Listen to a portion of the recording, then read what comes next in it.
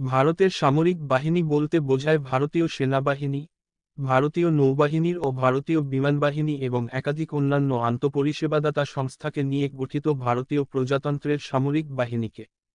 ভারতের সামরিক বাহিনীতে মোট ১৩২৫,০০০ জন নিয়মিত সেনা, ১১৫৫,০০০ জন সংরক্ষিত সেনা এবং ১,২৯৩,৩০০ জন আধাসামরিক সেনা রয়েছে। ভারতের সামরিক বাহিনীর সর্বমোট সেনা জওয়ানের সংখ্যা ৩,৭৭৩,৩০০ জন।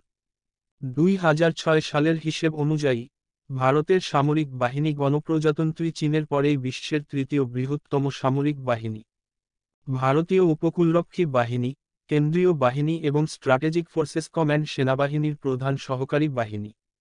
ভারতের সরকারি প্রতিরক্ষা বাজেট ৭২ বিলিয়ন মার্কিন ডলার। তবে সামরিক খাতে আরও অনেক অর্থ ব্যয় হয়ে থাকে। বর্তমানে সামরিক বাহিনীর ব্যাপক সম্প্রসারণ ও আধুনিকীকরণের কাজ চলছে।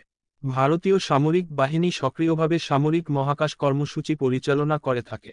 এছাড়া ভারতের সামরিক বাহিনী একটি মিসাইল প্রতিরক্ষা শিল্ড ও পারমাণবিক ট্রায়াড ক্ষমতাও গড়ে তুলছে।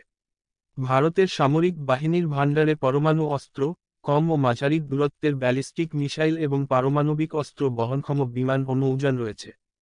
ভারতের সেনা, নৌ ও বিমানবাহিনীর লক্ষাধিক কর্মচারীর নিজস্ব ব্যবহারের জন্য ৯,৯৭০.১৬ কোটি টাকা ব্যয়ে একটি ডেডিকেটেড, উচ্চ নিরাপত্তাযুক্ত, state of the art optical fiber cable OFG network গড়ে তোলা হচ্ছে।